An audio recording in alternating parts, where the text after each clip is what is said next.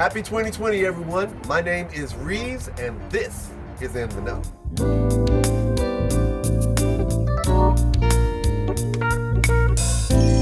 All right, real talk. If you're starting your year off, this is probably around the time where you're starting to ask yourself, I need to start making some big decisions. And probably one of the biggest decisions you got to make is whether to leave your job and start your own thing. I know what that's like. I went through that whole thing. Let me tell you a few things that you need to be mindful of. One, a triggering event. Usually when you make that decision, it doesn't usually happen in a vacuum. It's usually a few little things that lead up to it. But at some particular point, you get a triggering decision moment.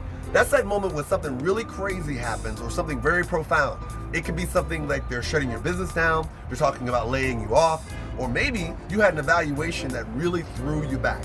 Whatever it is, when you find that you hit that triggering event or triggering decision moment, that's the moment when you say to yourself, okay, I gotta really make some things happen. Two, talk to your inner circle. I can't even say this enough. Whatever decision you make, grab those people around you who can give you an honest, straightforward opinion about what you should do next. I can tell you that when I was in a position where I was trying to decide if I wanted to stay with the company I was working for or going out on my own, I spoke to anybody that I knew whose opinion I valued, and two, who knew me in terms of what I wanted to do and what I was trying to do. So make sure you scope out your inner circle when you're at that point. Number three, logic, not emotion. Let me tell you something. When you're at that point when you're trying to decide if you're gonna make this happen and pull the trigger, the hardest thing to do is to look at everything logically. I know that sounds crazy to hear people say, logically, what do you mean by logically? Well, the reality is that if something happens significantly to you that causes you to decide that now is the time for you to go out on your own, there's a natural inclination to do it right there and then because you're fired up and motivated. However, take a step back, evaluate your circumstances, and then decide, what is my next thing gonna be? Look at all the steps, the pros and cons accordingly. 4, should I stay or should I go?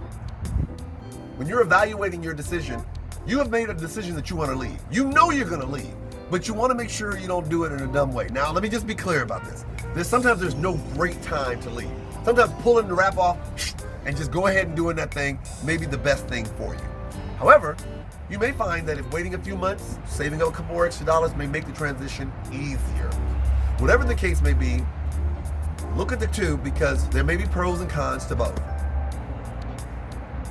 Finally, 5, there's no wrong decision. Listen, you may decide that you're gonna stay, and you're not wrong. You may decide you're gonna leave, and you're not wrong. Don't doubt yourself. Just know at the end of the day that whatever decision you make, it's the right one for you. Don't let anybody tell you, oh, you're hating on yourself, bro, you should have done it. No, they're not living your life. You're living your best life, so you make the decision that works best for you. All right? Deuces.